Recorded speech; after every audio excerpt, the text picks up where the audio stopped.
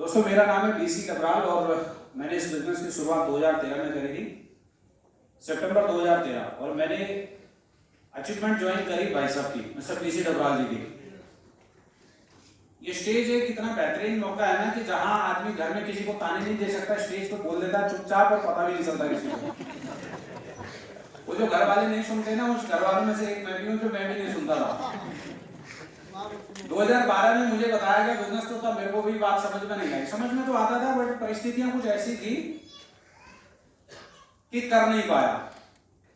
और परिस्थितियों के पीछे कोई और नहीं, मेरी बीवी थी। मेरी बीवी ने बोला खबरदार भाई कुछ कर लिया ऐसा वाला, तो कि बोले इस तरीके का काम में कुछ होता नहीं है।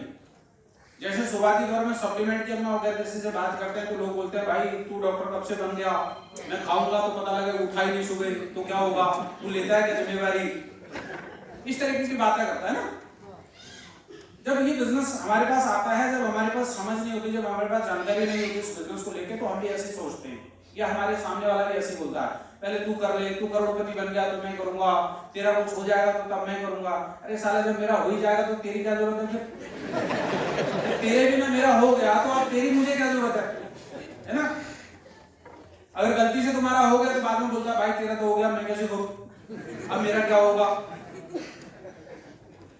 ये पहले भी नहीं मानता था, ये बाद में भी नहीं मानता। इसलिए ये सोच लेना अगर आपको करना है ना तो आपको अपनी माननी पड़ेगी, किसी के मानने या न मानने से आपका भला नहीं होगा। ये बात मुझे 2013 में समझ आई कि यार मुझे भी कर लेना चाहिए। बहुत हो गया बीवी का विरोध, कभी कभी बीवी की सुननी चाहिए, लेकिन अगर आपको बात समझ में आ जाए कि यार इसकी ना सुनने से जो भला हो सकता है तो उस समय विरोध को उतर जाना चाहिए। तो आज ये मत बोलना सारे मर्द घर जाके मेरी अपनी बीवी को भाई साहब डबराल जी ने बोला विरोध करो, अगली बार गलती से मैडम यहां दिख गई, मेरा गला पकड़ लिया किसी ने तो लफड़ा हो जाएगा। विरोध करना किस चीज का, अगर आपको बात समझ में आ जाती है, क्योंकि आपने ये प्रोग्राम अटेंड करा, आपने ये CNT देखी, आपने प्रोडक्ट की जानकारी ली, आपकी वाइफ ने नहीं ले रखी है।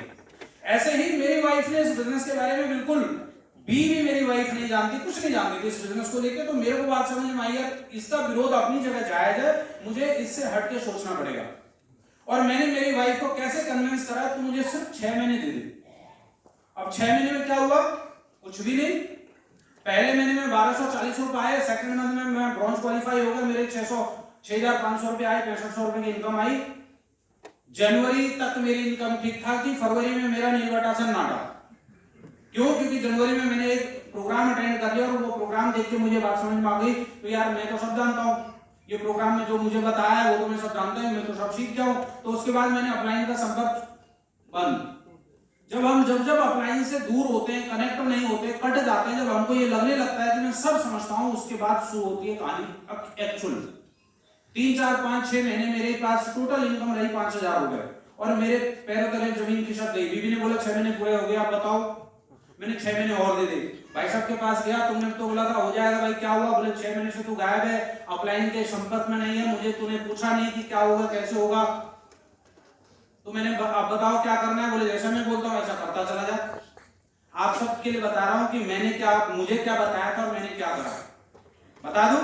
यस। मुझे बोला कुछ मत कर, तो जितने तूने लोग ज्वाइन करा रखे हैं पिछले 5-6 महीने के अंदर में, उन सबके घर जाके वापस बैठना शुरू कर दे, एक कप चाय पीना शुरू कर दे और पूरे दिन के 5 कप चाय पिए बिना घर मत आना।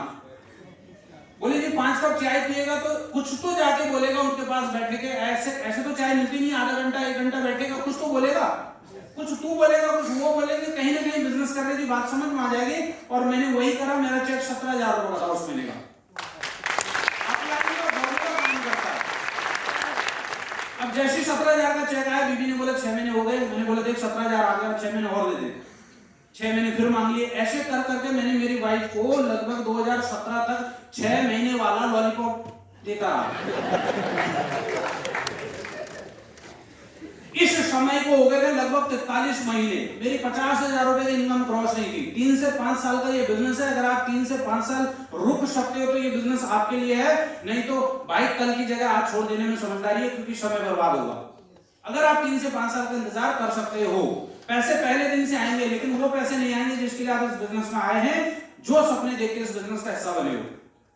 अगले 43 महीने का मेरा इनकम था 9,81,000 रुपए का।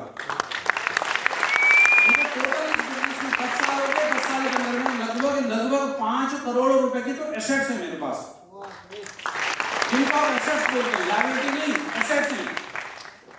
कितने रुपए आए, रुपए का कैलकुलेशन लगाया नहीं, क्योंकि जो जोड़ पाया, जो प्रॉपर्टी परचेज कर पाया, मैं वो बता रहा हूं आपको। इसके अलावा फॉरेन टूर है, 7 फॉरेन टूर है, मेरे पास एक कार है, पिछले 2017 से मैं कार ड्राइव कर रहा हूं, घर मेरे पास अपना हो गया, जैसे भाई साहब ने बताया।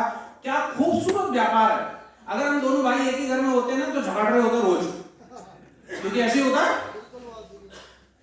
कभी देवरानी सोच रही है भाई जेठानी आटा लगाए, कभी है ना जेठानी सोच रही है देवरानी सब्जी काटे, और सब एक दूसरे का मुंह देख रहे हैं। रात को 9 बजे बोले भाई कौन बनाएगा, ऐसा झगड़ा होता रोज।